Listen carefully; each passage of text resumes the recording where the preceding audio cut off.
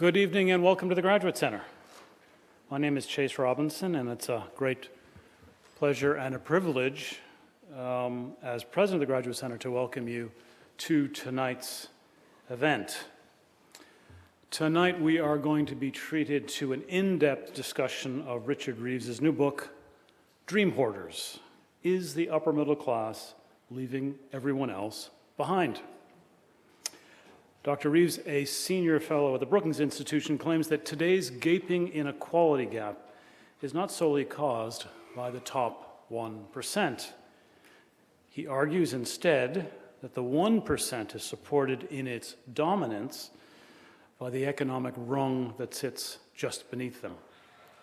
This is, I think, for reasons with which we're all familiar, a provocative assertion, given the condemnation of the elite, that assertion that has played such a prominent role in the most recent presidential election. Who are the elite? How do we define them? To what extent is the upper middle class responsible for the relative disempowerment of the middle class, the working class, and the impoverished? These and other questions will be addressed this evening by Dr. Reeves and an esteemed group of colleagues here at the Graduate Center, Janet Gornick, Paul Krugman, and Leslie McCall. Joining them is noted economist and public policy expert Miles Corak, who as of January 2018 will become a member of our own faculty here at the Graduate Center. Miles, I am especially pleased to welcome you to the Graduate Center tonight.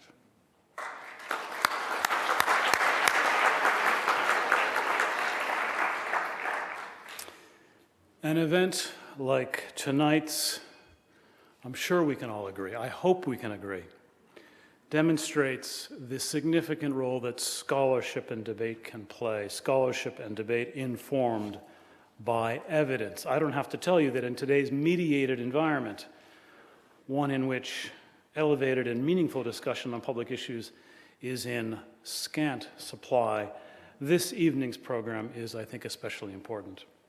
Now, before I leave you to the discussion itself, do indulge me while I say a word or two about the Graduate Center.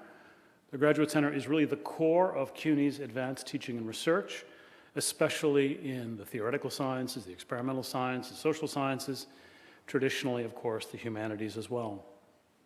We're a graduate school of arts and sciences. We're especially proud that so many of our programs rank so high nationally, that we also rank among the country's top 10 institutions in awarding doctorates to students from underrepresented minority groups. We're a community of 7,000 students, scholars, and researchers, all dedicated to the idea that learning is a prerequisite for the functioning of a true democracy. We're also home to about 30 centers and institutes, carrying out a wide variety of research, and one of those is tonight's co-sponsor, the Stone Center.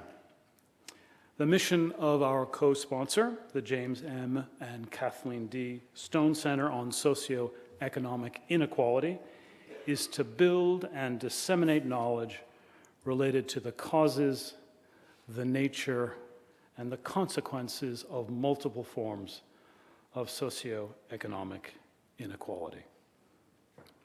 The Stone Center is underwritten by Jim and Kathy Stone, and we thank them for their support of sound public policy backed by substantive research, and also for helping us produce discussions of the kind that we'll be hearing this evening.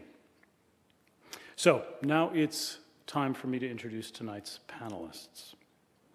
We start the evening with a talk by Richard Reeves, author of Dream Hoarders.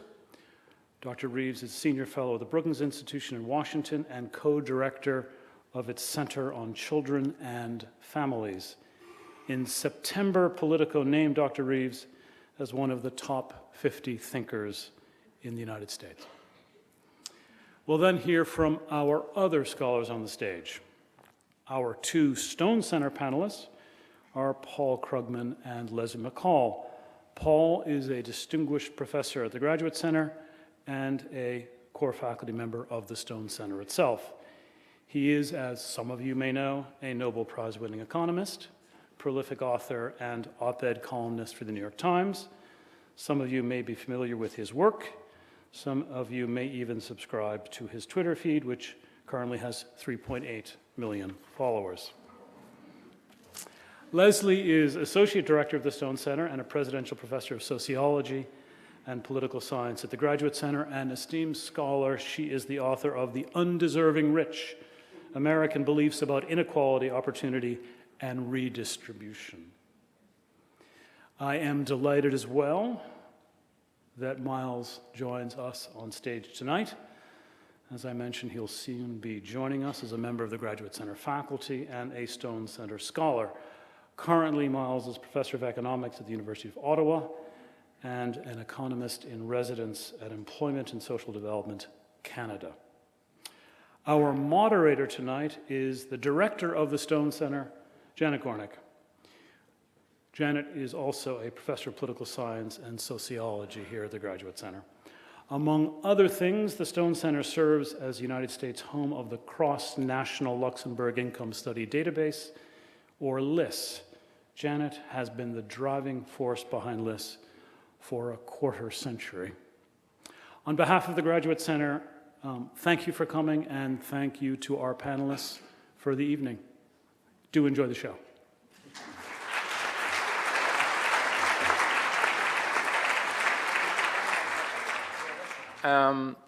For drawing attention to the distinguished nature of the panelists who are here, I have to confess that I'm not a prize-winning economist. I'm actually not an economist. I'm a philosopher by background. And so to be having this kind of debate with such distinguished colleagues, and I must say Janet seems to be assembling all the best names in inequality research from around the world. I have to say I'm watching her center with growing admiration and envy from down in DC. So thank you again, Janet, for doing this.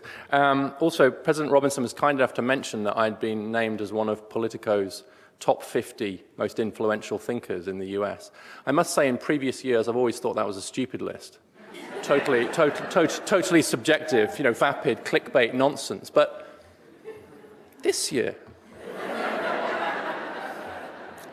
it's probably obvious by now, so my other confession is that I'm not from around here.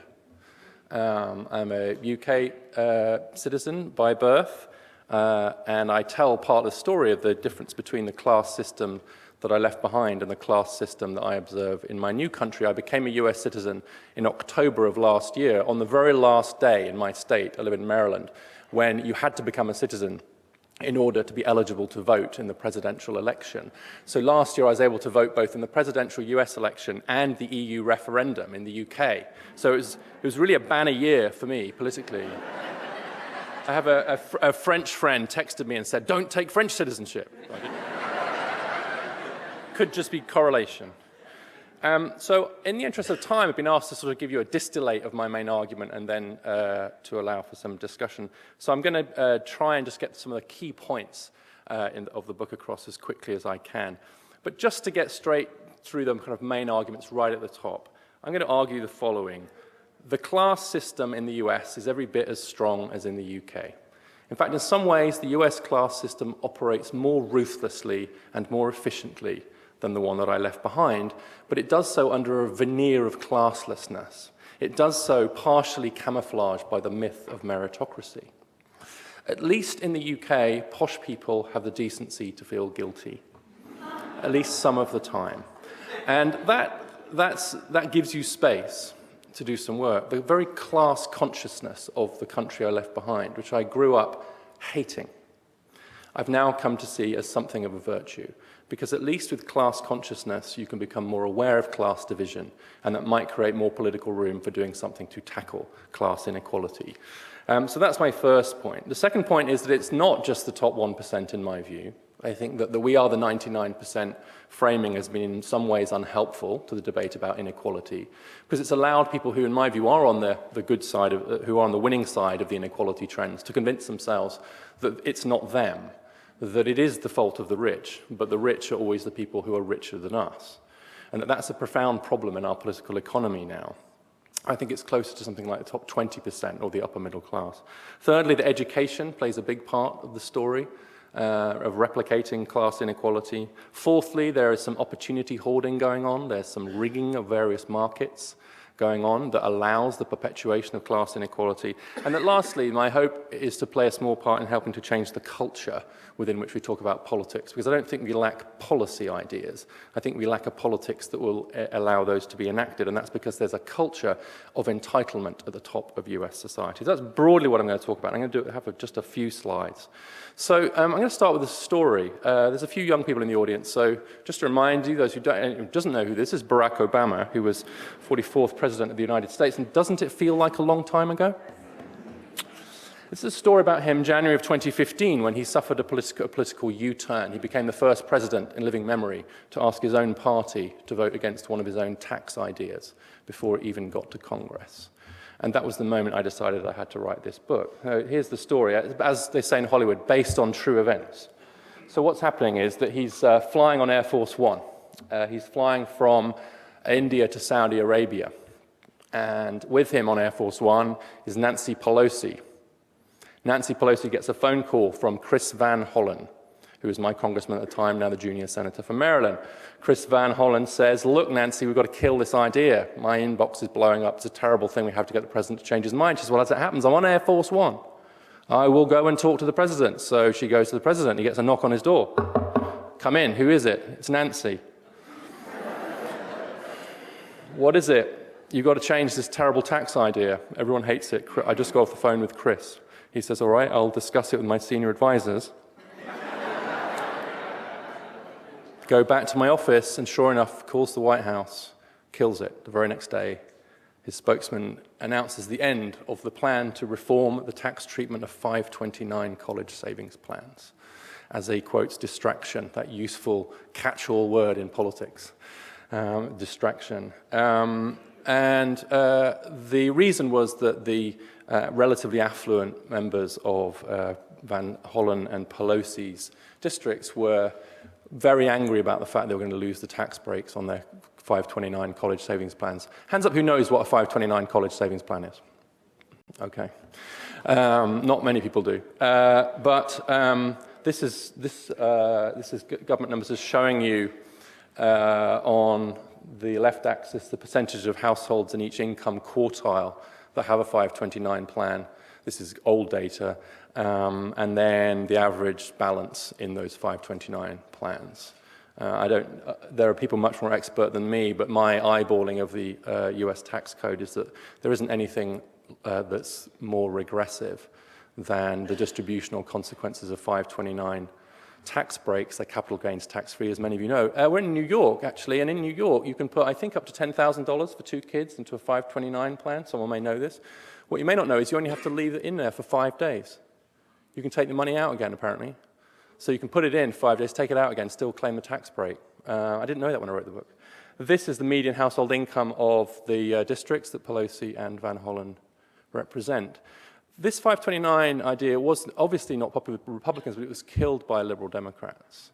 And I think it's because the upper middle class, who predominantly benefit from these savings plans, had come to feel in some way entitled to them, that was somehow their right to have this egregious, regressive tax break, which, by the way, seems to do nothing to increase college savings.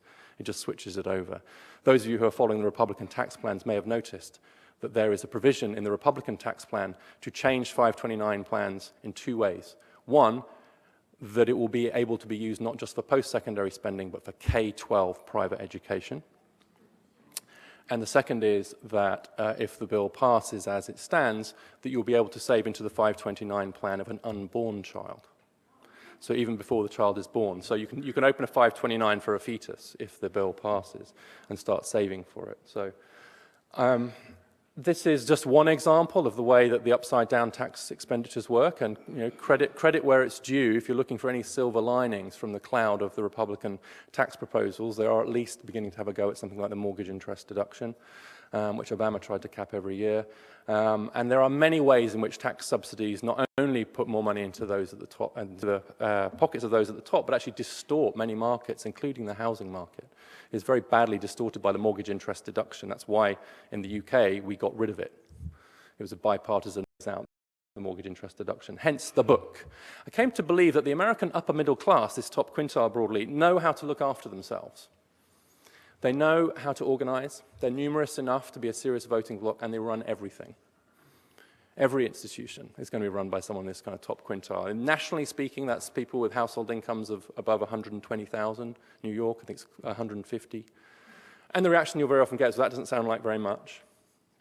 It might sometimes tell us more about our own reference points as anything else. But my analysis of the trend is that that's where the inequality is. But I'm going to try to be fair to the We Are the 99% story, just by showing some very crude data on real incomes, the average incomes within these different groups. So you'll see since 79, this real extraordinary pulling away of the top 1% of the income distribution. And then the 19% below them is the line below that, and then the middle 40 and the 40 below that. And so that does make it look very compressed. We're all in it together. We are, in fact, the 99%. But there's a couple of things. One is that I think the work of people like Mark Rank, working with longitudinal studies and others, shows there's quite a bit of movement in and out of the top 1%. Sometimes it'll be someone switching from 2 incomes back to 1 or back up to 2. But I think kind of more importantly is that in order to capture the top 1%, you actually had to really push that left-hand axis up. An audience like this doesn't need to be told that social scientists do their dirty work in 2 places, in their footnotes and on their left-hand axes. So let's take the 1% out altogether. So they're not even in here, and this will just show you the same trend, but for the bottom 40, middle 40, and then the top 19% below the top 1%. So then the 1%, so first of all, the left-hand axis has obviously had to change dramatically. It's actually come down by 90%. It was up to 2 million, it's now 200,000.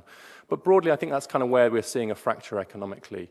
The income distribution of the bottom 80% looks about the same as it did in 79. All the actions above that point. Now, more of the action is happening as you get closer to the top, no question. So if you do, the more you break the income distribution, you'll see that the closer you get to the top, the more the kind of elastic, if you like, starts to pull further and further at the top. But if you're looking for a point where the income distribution starts to look different over time, I think it's roughly about the 80th percentile. It's roughly the people who are above that line. But it's not just income. When we're thinking about class, in particular class reproduction, we're talking about lots of other things too. We're talking about wealth. We're talking about neighborhoods you live in. We're seeing increasing, I think Sean Reardon's right to say that there's increased economic segregation at the top in terms of residential neighborhoods within the US now, a slight drop in racial segregation from very high levels to just really high levels. You know, the US remains an unbelievably racially segregated society, but it has come down a little bit. But actually economic segregation has gone up between neighborhoods. Then you can see it in health. You can see it in family structure. So the retreat from marriage hasn't affected the top 20% or college graduates at all. College graduates today are as likely to get married and more likely to stay married than their parents were. And that, of course, means that with the rise in women's education, you'll see a doubling up of income. So you're seeing rising returns to college, what's very unromantically called assortative mating, marrying someone of the same education level as you. And in fact, it's now the case that the average wife is slightly better. There are more marriages where the wife is better educated than the husband now. What that means is that you put that together with wage inequality and it's driving household inequality. Parenting, life expectancy, but also education. I'm just briefly going to talk about education because I can't talk about all of these today. This is work from Raj Chetty, who has all the IRS data. Many of you will know his work, classic big data. And what this shows you is a scatter plot of the relationship between the income rank of your parents from poorest to richest, left to right, and then your chances of being in college between the ages of 18 and 21. So you're not capturing mature students there as a particular sample, but nonetheless, that is what you call a pretty good correlation. You know how sometimes people put up a scatter plot and they put a line of best fit and a regression line and you're looking at it, you're squinting at it and you're wondering, really? You don't have to wonder with this one. It's really rather scarily accurate. So what we're seeing is this huge relationship between income background and whether you're going to be going to college or not. And actually, I think that the US post-secondary education system is kind of where the US class system is most brightly illuminated. If you're looking for a place, where do you see these gaps? Most obviously, I think it is in these post-secondary institutions. It's not really more likely to go, but then the kinds of institutions you go to are very different too. So if you just look at those who do go to college, for the bottom 40, middle 40, and top 20, you're seeing a huge difference in the kinds of institutions that people go to. Most selective, the majority of students at US selective colleges are from the top 20% of the income distribution. And the more elite the college, the more they are skewed in that direction. I will say that the New York University system scores much better than almost any other in terms of its openness and relative economic mix. But the overall story is that to use Anthony Carnevale's phrase, the US college system takes the inequality presented to it and amplifies it. And I'm quite sure that's the case. So we're seeing this kind of so education is a big part of the story, because if you have a market that's rewarding credentials and skills, which it increasingly is, then that becomes really where you have to invest heavily to make sure that your kids hit the labor market very well educated. And so a big part of the class reproduction story across generations, which is when I think it is a class and not just an inequality, is explained by these hugely differential human capital formation 20 or 25 years. And the post-secondary education system is deeply implicated in that. But we don't just leave it to that. We also cheat in a few ways. And I'm only going to talk about these very briefly. I mentioned, I take this phrase opportunity hoarding, which is adapted from Charles Tilley's masterwork, Enduring Inequality. And I just give kind of 3 examples of ways in which actually the market is rigged in some ways in our favor. And I would say that the first of these is clearly the most important. The US housing market, the way that land is regulated, is a huge problem now for inequality. I've mentioned the growing economic segregation. You then organize schools very often geographically, in terms of access to schools, and then we put $70 billion a year into a mortgage interest deduction, which inflates the cost of those houses. And so it's a huge, huge problem, this residential segregation. Now, the thing is, of course, that you might regressively subsidize housing, and you might organize your schools geographically, but then what's to stop poor people moving in and building lower income housing or affordable housing? Well, the answer is zoning laws that very often had explicitly racist intent, now I think are serving classist ends in terms of the exclusionary zoning that we see around many of our neighborhoods. Very often liberals will dress it up as something else, as bounding out in the environment or something. But actually what it comes down to is the kind of self-interest that they feel in protecting the value of their homes and what they see as the quality of their schools. So you'll see that housing is getting much more expensive. But that's partly because you're regulating it so much more. This is a novel way of measuring it, which is Shoag and Ganog's work using number of times that land use regulations mentioned in a court case. The US housing market is increasingly regulated in the areas where the economic opportunity is greatest. I think that's one reason for the big drop in geographical mobility, and it amounts, in my view, to rigging the housing market in our favor, and it therefore becomes a huge contributor to wealth inequality and, by extension, educational inequality and intergenerational class stratification. I'll mention the other 2 very briefly. Legacy preferences. The fact that US institutions, some of them operate a hereditary principle in higher education admissions is almost literally extraordinary. No other country in the world does it now. We wiped it out in the UK in the middle of the 20th century. The royal family don't go to Oxford and Cambridge, right?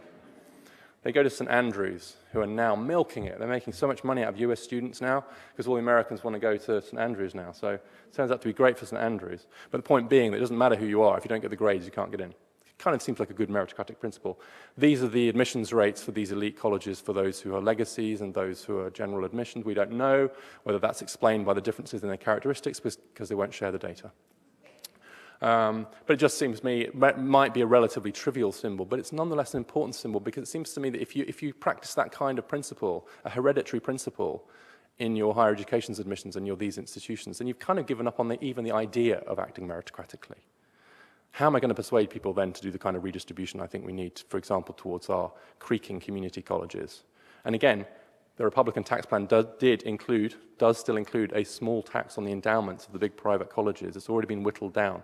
Let's see if that survives the lobbying effort. And then one more, internships.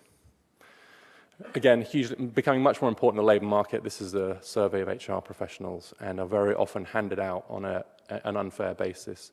Michael Bloomberg got a waiver from his ethics commissioner to get his daughter an internship in City Hall. One of the first things Bill de Blasio did was get 2 waivers so that both his kids could get an internship in City Hall, against the stated policy of City Hall that it shouldn't be relatives. So the only surprising thing about that to me was that no one was surprised. There was no press blowback. It would have ended his political career in the UK. Lastly, I just want to explain about culture. Jerry Cohen, who wrote a book called If You're an Egalitarian, How Come You're So Rich?, which is a great book, said that social justice is found not just in institutions, but in the thick of everyday life, in the thick of everyday life. And I actually think, I'll just leave you with this quote from Hofstadter about the fact that the beginning of the progressive era came about as a result of inward reflection, an affair of the conscience. And my view is that the inequality debate now is too much always about other people, either the super rich, i.e. people richer than us, or something what's wrong with the poor. And sometimes if we're looking for the face of inequality, we might want to look in the mirror, because it seems to me that in the thick of everyday life, we may be contributing to the very inequality that we protest on other days. Thank you.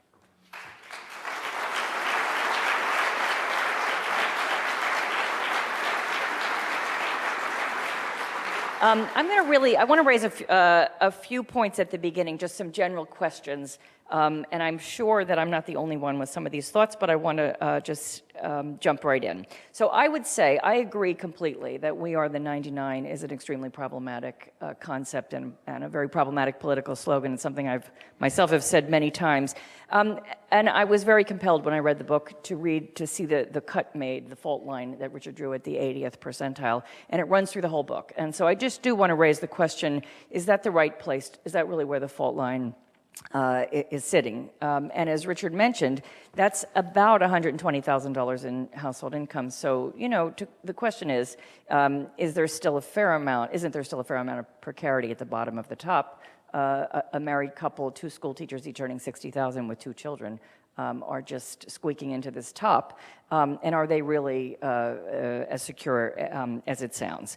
So is there an alternative? Is that line too low? And is there another way to think about this case without actually sort of choosing a number?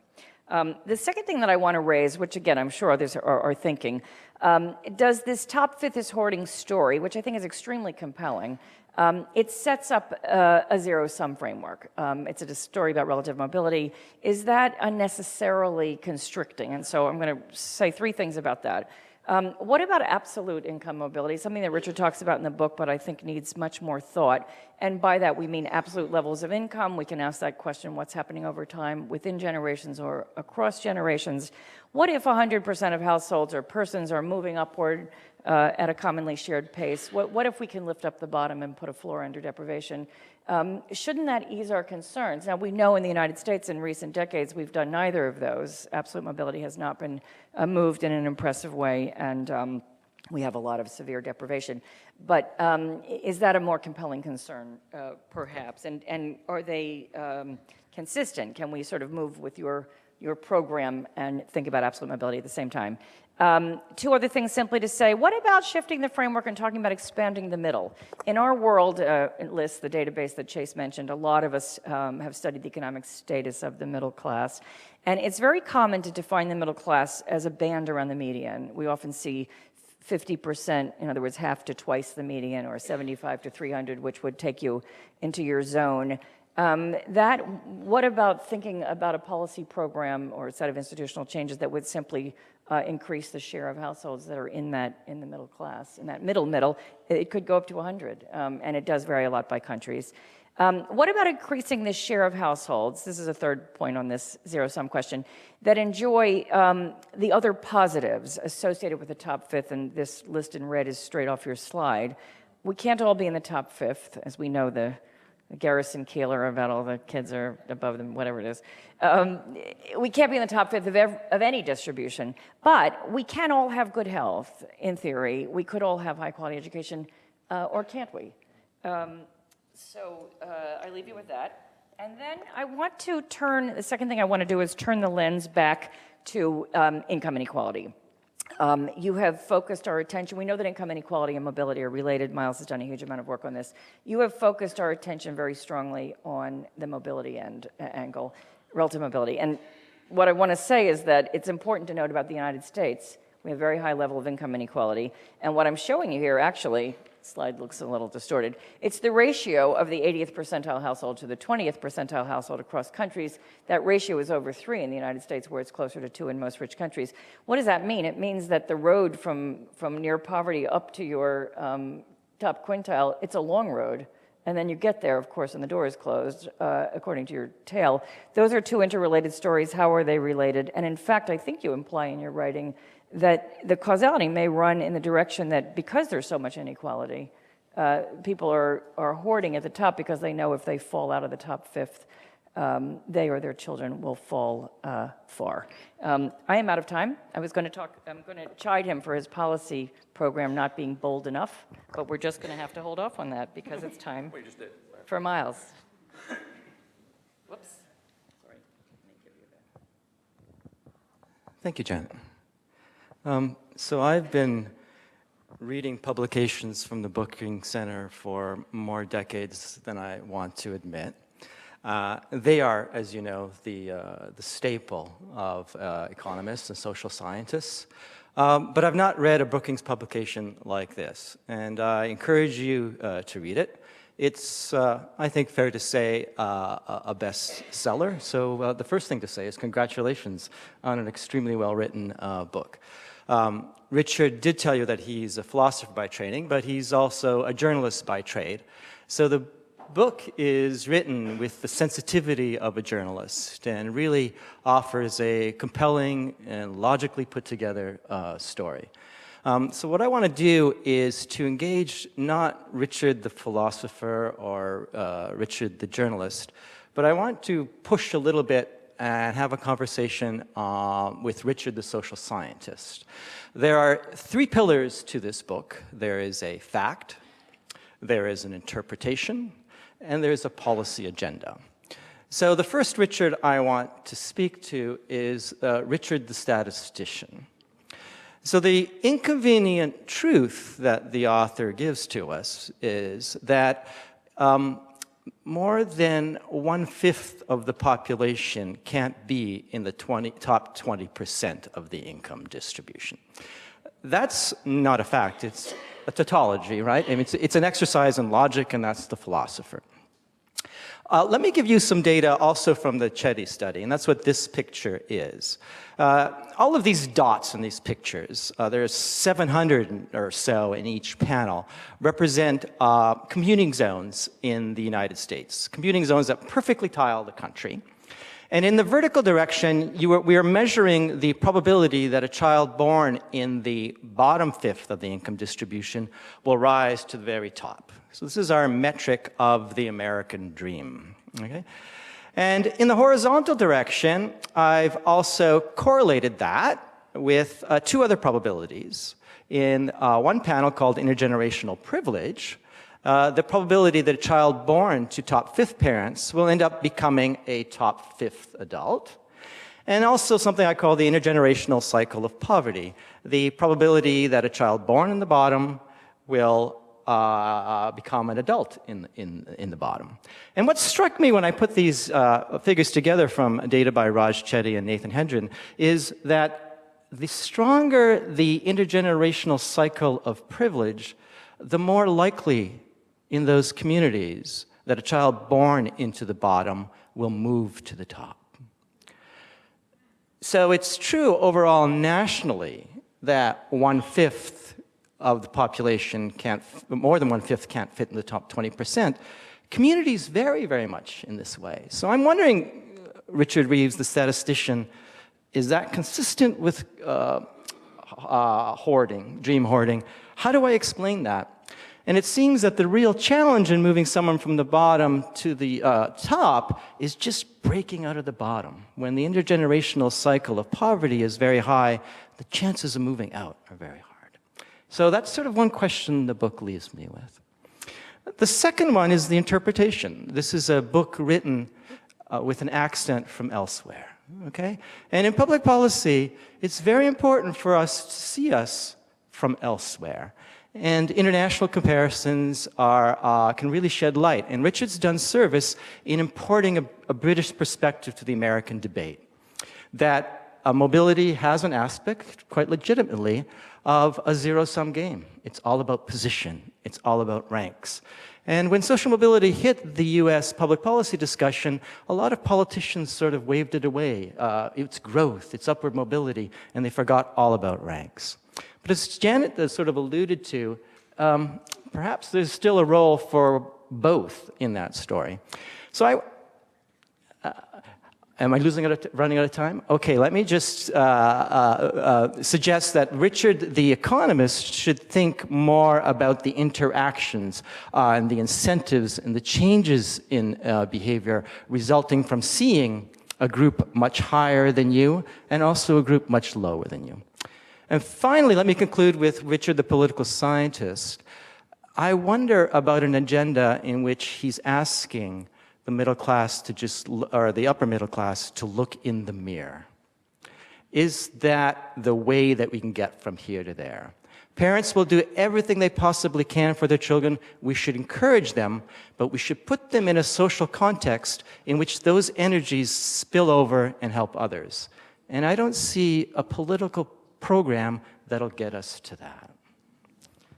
Sorry about that. Yeah. Okay, so yeah, I agree very much with the general view that first of all, that America is a far more class-ridden society than we are willing to admit, and that there's a lot of class hoarding of privilege. The question is, and that, you know, that we, the upper middle class, should be look in the mirror. The question becomes kind of, what do you mean we, white men? Who is the upper, what is this upper middle class of which we speak? And it gets to part of what Janet was saying. Is it really right to think of, at all, of 80 to 99 as a group that shares these privileges? Is that really the right break point? In some ways, there really is no right break point, because there are, you know, there are income distribution, the changes in income distribution are, they're fractal. Look at any subset and you see increasing inequality within that. And so the inequality between 90 and 80 has been growing, the inequality between 90 and 95, and so on. So I have a couple of charts, and I want to make a few points from that. So this is rates of growth of income. This is from the Piketty, Saya-Zuckman recent work over this period, basically the period of rising inequality. And what they show is, first of all, inequality is rising all up the scale. Everybody, the higher you go up the scale, the faster income growth has been. If we ask who is net beneficiaries of rising inequality, who's seen their income grow faster than average income, turns out that 80 is just about the hinge point. People who are at the 80th percentile have seen their income grow roughly in line with average income. So it's not as if there's a redistribution. And it's not, when I look at this, I wouldn't have said that people at the 80th percentile are pulling away in any very dramatic fashion from those a little bit below them. There certainly is no break point there. There are some people who are really pulling away, obviously at the right hand. And in some ways, actually, sometimes my complaint with the 1% trope is that 1% is actually too large a group. The real beneficiaries are way up there. But this is, it's saying that if you want to think about the sort of 80 to 99 is itself a group with rapidly growing inequality, and since it's hard to read that from rates of growth, this is levels. Level of change, but over that whole period. So certainly the 80th percentile has done better than the median family, but that's not a tremendously dramatic thing. And it gets more noticeable as you go further up the scale, but if you really want to go up to places where people are seeing dramatically different outcomes, you want to go into the top 5%, not necessarily the top 1, but the top 5. And if I look at the things that were policy, the issues, the nature of hoarding, are those really stories about the 80th, or are they even stories about 80 to 90? So it turns out that the Harvard Crimson has done a survey of, which among other things gives you legacy admissions, and it's statistically, it's imperfect. But this is, who are the actual legacy admissions at Harvard? And yes, legacy admissions are a big deal. 2/3 of them are from families with incomes more than $250K. Almost half are more. So that's, roughly speaking, 95th percentile up, and then 99th percentile up. So legacy admissions, at least at Harvard, I suspect this is generally true. That's a top 5% thing, not a top 20% thing. And I think that's the kind of story I would tell. And I'd also say that in terms of the political dominance of this upper middle class, well, yeah, the 529 story is interesting. If we actually look at legislation that's currently on the table, it actually almost seems to be that they're targeting the dream hoarders on behalf of the top 0.1%. So this may, you know, end of diatribe.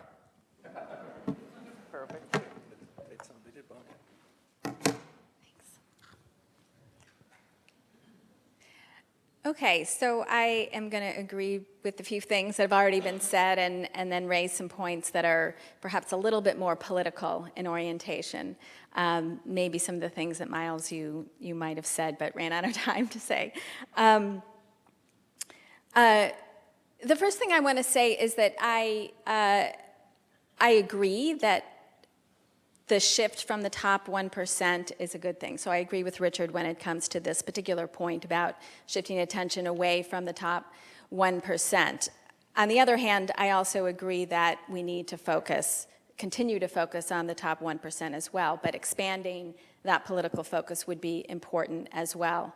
I think even better, and this is not in the book and not intended, it's not the intended shift that Richard makes from the top 1% to the top 20%, I think even better is the shift from the white working class Republicans. The focus right now is on that group. The shifting to the group mainly white, but the upper middle class Democrats, as Richard said, who themselves tend to focus on the working class Republicans, somewhat ironically, as the impediment to greater equality. I find that particularly useful in his book. So just to sort of give you a visual and a concrete representation of this, the circle is over the group that so much of public discourse, journalism, politicians on the Democratic side are focusing on as the problem, as the impediment to reducing economic inequality is this red bar, the Republicans in the middle of the distribution, maybe the second quintile and the third quintile. You see the margin there of Republican over Democrat. The Republican in red, the Democrat in blue is the highest among the quintiles, among the 5 quintiles. Richard suggests switching the emphasis to mainly the Democrats, who are equally likely in the 5th quintile, those in the 5th quintile are equally likely to be Democrats as to be Republicans. And so this is, I think, an important shift that Richard is making in the political discussion and discourse. The question is how to do that. I think it's an uphill battle. I think it's going to be extremely challenging to do this politically, although I agree that it needs to be done. I think they are the more powerful group relative, especially, as I said, to the emphasis now on the white working class. The third thing I like about the book, though, is the political focus, and I think that this is one avenue to trying to get a better handle on how to move the political conversation towards a society with less inequality and more upward mobility. Politically, Richard shifts the discussion away from general tax and transfer policies, which are focused on reducing income inequality, to a broad suite of opportunity-enhancing policies, which I think would be much more effective at not only reducing inequality, but also reducing, obviously, inequality and economic opportunity. But how does one do this? I think the problem that's raised, one of the serious problems that's raised in the book is that Richard separates out the issue of economic inequality from the issue of economic opportunity, and essentially says that the market operates competitively once you enter the market. The problem is that there are these barriers to entry because the top 20% is hoarding the best positions in the market. The problem here, though, is that inequality itself creates doubt about the American dream. This is an experiment that we did in which we gave people information about economic inequality, and on the right side, what you see in this experiment is that those in the black bar who are exposed to information about inequality, they're less likely to think that hard work is important in getting ahead. On the left side, those who are exposed to information about inequality, they're more likely to think that structural factors are important in getting ahead. That is, they're less likely to think and to believe in the American dream once they're exposed, and we could argue that they are exposed every day to the issues of economic inequality. What's interesting about this, and it's not up here, is that this relationship is actually stronger for the top quintile.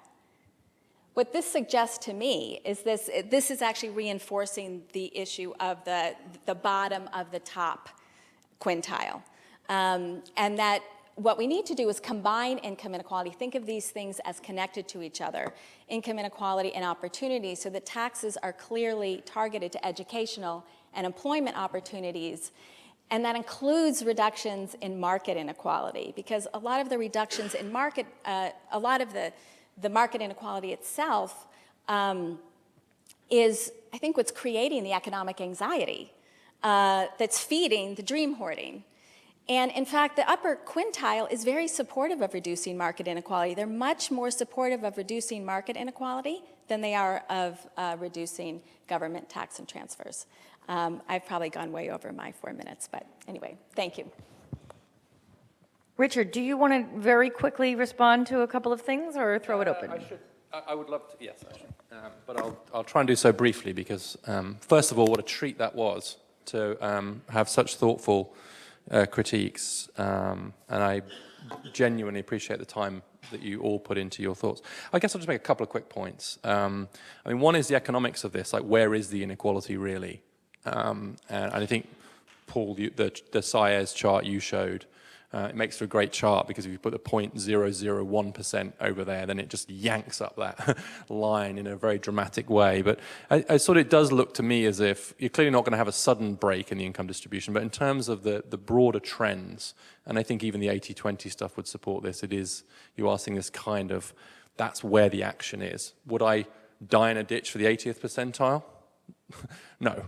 And I think it will vary according to what it is you're looking at. But in terms of the labor market-driven inequalities that we see, I would say that it's certainly a lot more than the top 1%. I agree with Paul that legacy preferences is more of a top 5% issue than top 20. Okay. But if I can just get the top 5% to agree to stop doing that, then that would help. I think Miles is very, very interesting analysis of data. I just think we've probably got to get into there. There are some places that are growing faster as well because it's a national ranked quintile. So I think that there's all kinds of geographical inequalities in there. Look, it is a bit zero sum. I think one of the things that I do want us to think about is that some things in life are zero sum, and one of them is how many people you can get in the top quintile. Or how many members of Congress can be women or ethnic minorities or whatever. Sometimes someone has to lose for someone else to win. And my own view is, my own political assessment is that the avoiding those hard truths hasn't served the egalitarian cause very well. And that the constant say, don't worry, I'm not going to take too much of you, I'm not going to ask too much of you, actually hasn't delivered the sort of political culture that we might have hoped for. And I actually think we do need a more uncomfortable conversation about maybe it is just money, but I don't think it is. I think it's going to be around some of these educational things, these housing things, some of these slightly more intimate things, which are tougher.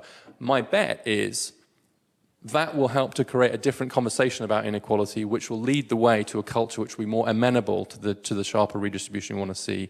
The last point I'll make is I do think the incentive point that you started with, Janet, as well, which is if you have high income inequality in a country where money really matters, like the US, then the incentives not to be downwardly mobile and to protect your own kids, to put a glass floor under your kids, are very, very high. And so I think, speaking to Miles's work, that one of the reasons why you might see less mobility when there's more income inequality is because you will do anything, your incentives are very strong. And so to that extent, if we could have more equality and more public goods, so that people weren't worried about their healthcare if they're downwardly mobile, for example, that might lower the stakes. It just feels like the stakes are really high. And that's because of income inequality in part. So I don't exactly know where you'd start on that cycle. And sure, we should be taxing the 1% more. And the point I fear, I do happen to know that the White House ordered a few copies of my book. And so my dark fear is that they thought, look, yeah, well, let's go for those 19 percentiles there and then give the money to the people above them, which is emphatically not what I said. I think the top 1% should be paying more and the top 0.1%. We can attack both kinds of inequality at once. My purpose in the book was to try and draw attention to the other one, because I think the top 1% is getting a lot of attention, quite rightly, but I'm not sure that the broader ones that might include us are getting as much attention as I would like. I'll stop there. I actually wanted, I didn't have time in this, I want to pick up, I think something Janet was saying really, which is that the extreme inequalities, both income inequality and the inequality of access to health care, inequality of access to good education, in itself is one of the things that makes people so frantic about trying to retain opportunities for their children. We do not have a feel in our society. This is objective, but it's not at all. Maybe at the very, very top, there are people who feel secure. Well, my kids, we're in the right class, so they'll be fine. Instead, it has the feel of a rat race, where because the difference between being at the 95th percentile and the 80th percentile, let alone the 50th percentile, is so huge that it creates a powerful incentive to do whatever you can to secure it, the sense of precarity. Just talking to young people, it seems to me as if we're now, it's like an old war movie where the Marine sergeant says, look at the man to your left, look at the man to your right, only one of you three is going to make it, right? This is what even upper middle class kids are growing up into. So in some ways, the hoarding of the dream is endogenous to the extreme inequality of the society. Well, I think it might be, and that's one of the things I mentioned in the book, and that's a good argument, that's a kind of pro-mobility argument for more income equality, which I would support. But you reminded me about Janet's point about the difference between absolute and relative mobility, and Steve Pearlstein, who writes the Post, gave me a great image of this, which is in an era of high growth and high absolute mobility, that's like driving along the highway and everyone's driving along at a reasonable speed at 60 miles per hour or whatever the speed limit is in the US. But if you get overtaken then, so someone overtakes you, i.e. you drop a quintile or two, or your kids drop a quintile or two, but you're all getting there, then that's one thing. And if you have a period of, like we did in the post-war years, of average 4% growth for nearly 25 years, then it lowers the stakes around relative mobility. When absolute mobility is lower, it's more like a gridlock situation. It's more like you're in heavy traffic, and then if someone cuts in, then the stakes suddenly feel much higher if a car gets in front of you. And this is a great way of thinking about the relationship between absolute and relative mobility. The thing is, I don't find many people who are against the idea of high absolute mobility. Is there anybody in this room that doesn't think it would be good if most generations are better off than the previous generation in real terms?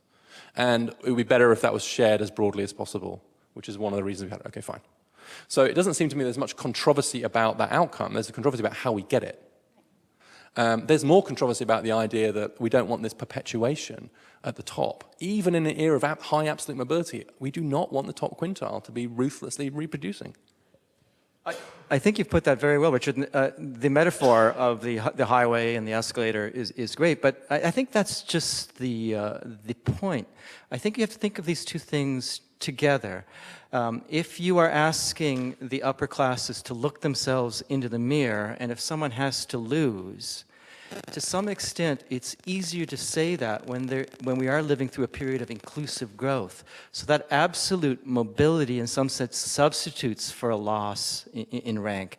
And it also offers a type of insurance, so that even if you do fall, the consequences in all these other dimensions aren't so great. So I think there's a service in making class and position part of the discourse, but I don't think you can extract just that from it. These things go together. I would add to that also simply to say that, I think there's an awful lot one can do for the bottom 80 or the bottom 60 and the bottom half without, in fact, reorganizing who's in the top quintile. And I think that gets lost often. So all of the institutions, this is something we know from international comparisons, that reducing inequality is not rocket science, as we say. It's a matter of political will. And we know the institutions that will reduce inequality, that will pull up the bottom, that would make the gap between the bottom and 80 much smaller. That would, and I agree with Leslie completely. This is part of what I was going to say, is that I think the trend in the discussion about income inequality is to focus on a policy package that's extraordinarily broadly pitched, that talks about asset building, reducing market inequality, increasing redistribution. And the point of all that is that one could imagine a world in which the top fifth is frozen, but institutions make life enormously better for the bottom 80. And I don't think we want to give up on that as we're concerned about breaking the lock on the relative mobility. I agree. My attempt is to add a dimension to the inequality debate without taking any others away. So we don't want to have a version of this argument where you say, well, by pointing to that, are you saying that's not important? I'm not saying that. And I do agree with you. But I will, in the spirit of debate, I will say that it's not enough to only do something to improve the absolute position of everyone. We don't want a society in which your class position, your rank, is strongly fixed, even if that rank is more comfortable over time than it was before. I mean, at least I don't. If you have a notion of social justice, which is at least partly about fluidity, and then not being too strong an association between where you come from or where you end in terms of rank, then it does require some tougher choices to be made. But to be more specific about it, let's say we need massive investment in our community college system, because community colleges serve the vast majority of the people that we're worried about, right? They don't serve the top 20%. They serve the middle 40 and to some extent the bottom 40. And they do so with incredibly tight resources by comparison to four-year colleges. So if we want a huge redistribution program to enhance educational opportunity, that will require money. And so the question then becomes, where are we going to get that money from? And I think you might say, well, we'll just get it through general taxation, maybe. But we could start by looking at the egregious way in which the elite institutions get these huge tax subsidies on their endowments, on their savings, on alumni givings accounts. There's a whole lot of money in those hills, which I would quite like to go and get and give to community colleges. But if I can't even persuade people to give up their 529s, I've got no chance of having the massive kind of redistribution that I want to see. Well, if you take that kind of policy route, then I think you also have to ask, what are the kinds of jobs that people are going to get once they graduate from the community college? And is that really going to help them feel more secure? And are they going to be able to advance, and are their children going to be able to advance through the marketplace? And this goes back to the issue of growth. How are you going to get growth if wages are stagnating? Well, if wages are stagnating for the bottom. If anyone knows the answer to how to get growth, it's surely someone on this panel, but I sure as hell don't know. 80% of the distribution. So what are the kinds of policies that will generate growth? Yes, that's not controversial. That's something that is widely shared. But how to actually get there is very controversial. And so I'm not sure that these are the sorts of policies necessarily that are going to... Well, Paul forms that thought. I'm going to invite people who have questions to, I can see. Yeah, Leslie, you have this, I mean, for some reason I hadn't ever seen as clearly the voting by quintile. And what's striking there is, public increased funding for community colleges is in fact effectively a democratic issue now. And the top quintile narrowly voted for that. So in fact... They didn't last year, they did. They broke slightly. Yeah, so in fact, the upper middle class, if that's your definition, is in fact voting for things that would be increasing opportunity. And it's the people who voted heavily against it are the white working class. So they... would have benefited from it. We can... let me put it this way. I think talking about taxing college endowments for wealthy schools, which I'm very much in favor of now that I no longer am at one, is in a way a little bit like the fallacy of focusing only on the 1%. In some ways, a much bigger issue is whether we're going to have sufficient public funding for public education that are going to be available to the mass, because that's where the money is going to come from. That said, Harvard does have a $36 billion endowment, which is an extraordinarily huge number. Question. So let me just say the absolute requisite comment. Make your comment. Tell us who you are and make your comment very short. 280 characters max. And if you give a speech, I'm going to cut you off. It's my duty. Why don't you go ahead?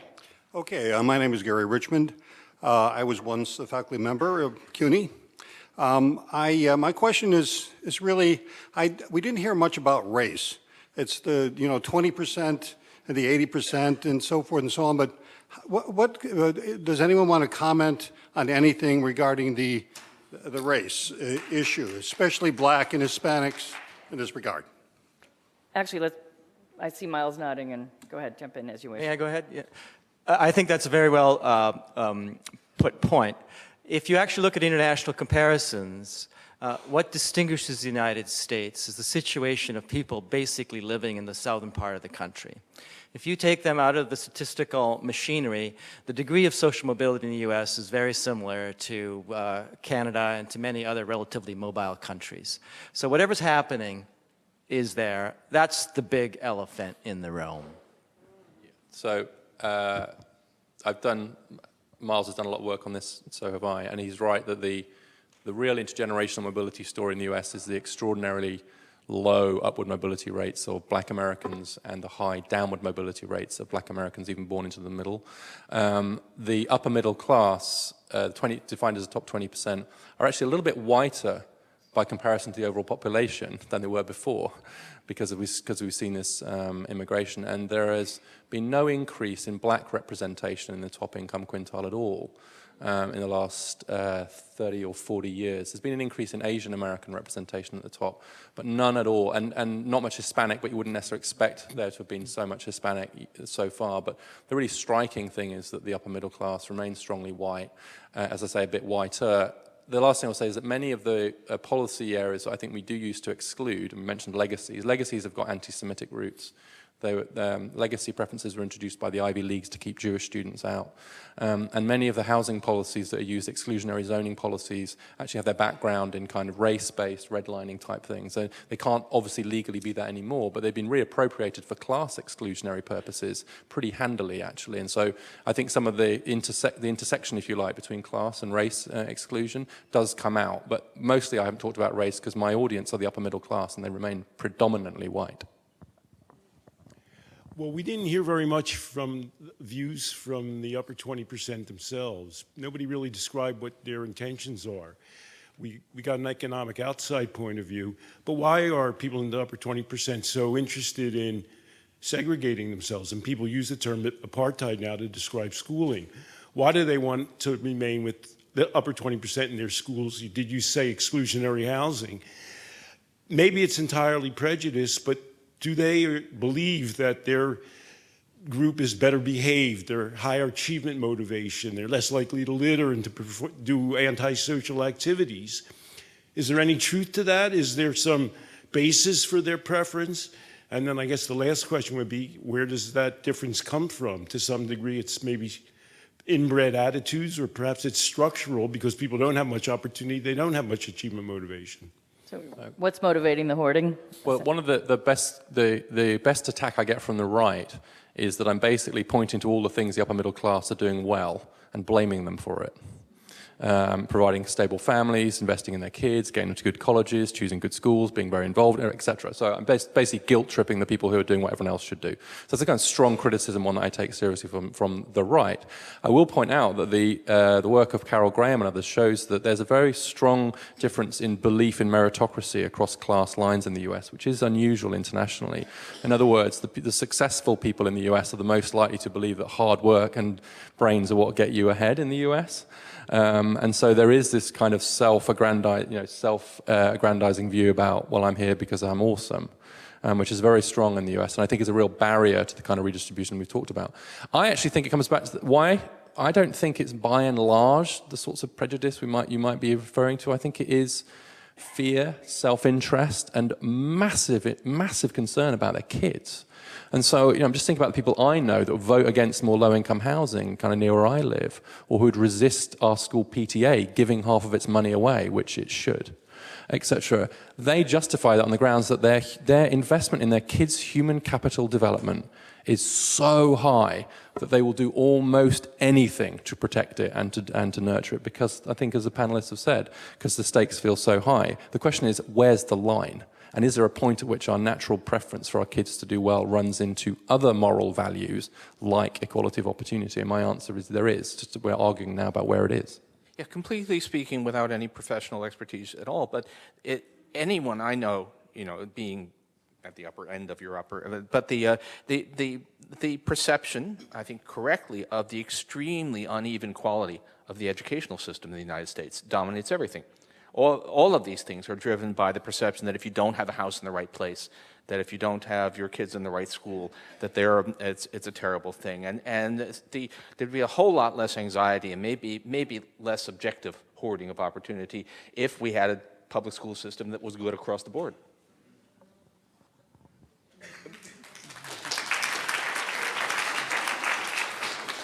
Yeah, but we shouldn't lose track of the fact that the turbulence and inequalities in the labor market are casting a shadow onto the way families function and providing resources and incentives for behavior. And so an agenda also has to include what's just happening in the labor market. I would just add to that simply, though, to say that, I mean, of course, Paul, to pick up on your point, it's a huge collective action problem. New York City is an extraordinary case of privileged children having been just withdrawn from the public school system in just enormous numbers. There are whole swatches of Manhattan where there are virtually no children in the public schools. So when parents want to put their children in the public school, it's an enormous climb, and it's a vicious cycle. I think in New York, almost as bad as anywhere. Hi, thank you all. My question focuses on whether economic growth is really the answer or the right focus on moving forward. Sure, more money to more people makes certain things easier, but I mean, just getting to Paul's point just made about better public education for all, and if we had better housing for all, and I mean, the things that can build the middle aren't necessarily going to come.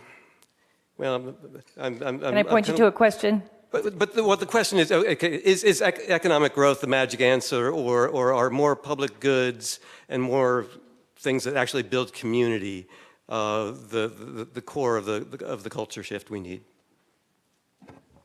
Actually, I'd just say I think growth is overrated here, and public goods, education, healthcare are in fact much more central. I mean, Denmark is actually a pretty poor quality economic performance. Actually, the worst performing economy since the crisis in Europe after Greece. The second worst turns out to be Finland, and there's lots wrong with Finland, but this kind of problem is not the problem they're having, and the reason is excellent provision of public goods.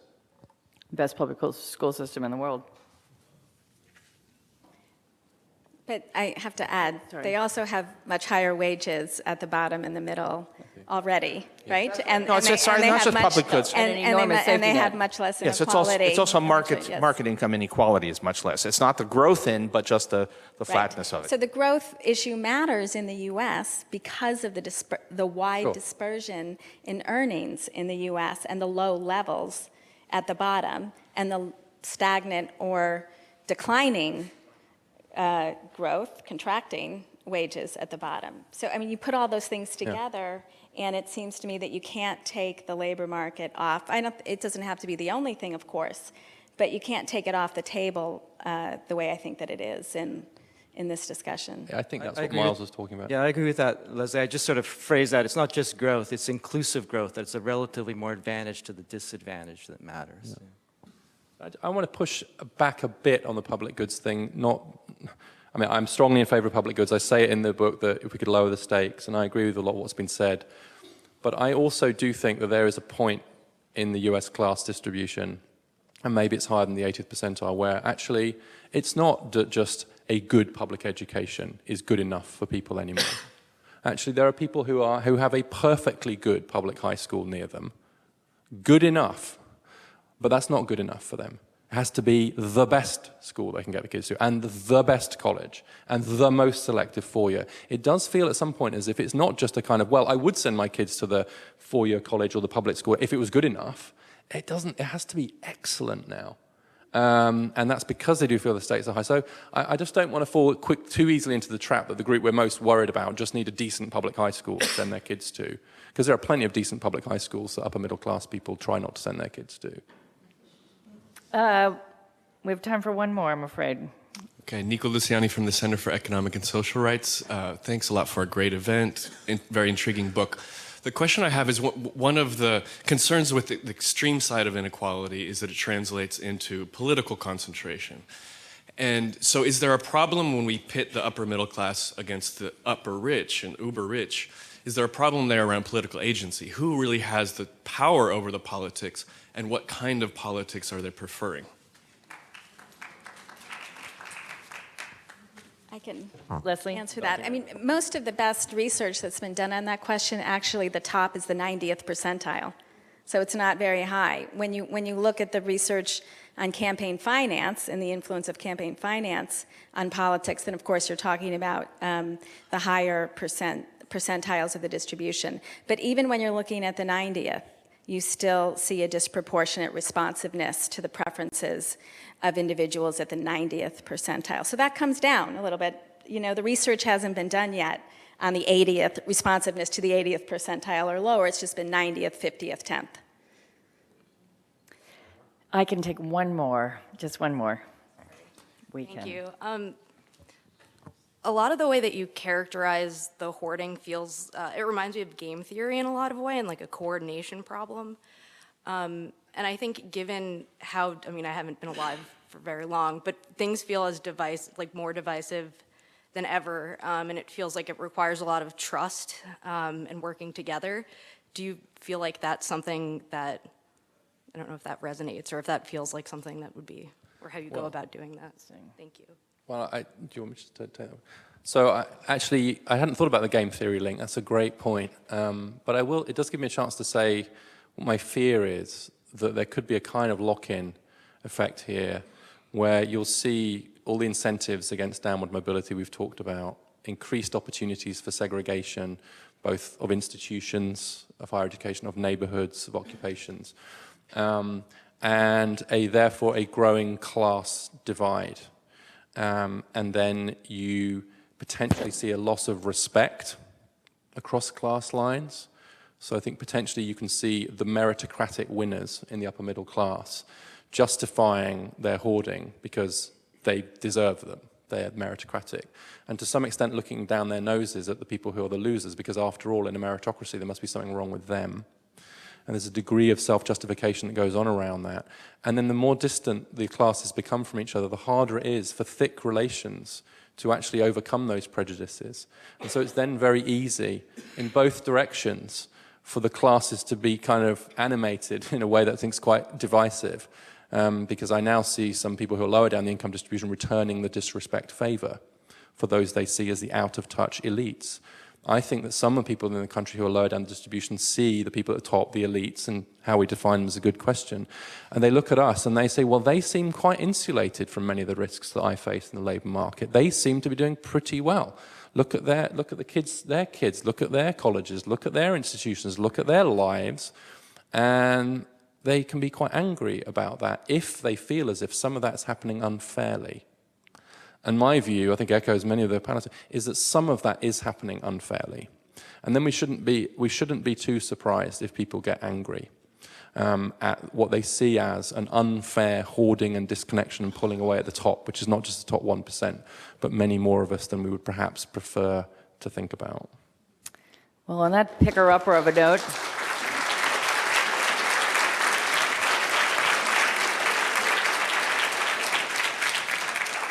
it's time for us to wrap up. So thank you so much, Richard, for joining us, and thank you to my colleagues at the Stone Center and Miles. Thanks, everybody, for coming.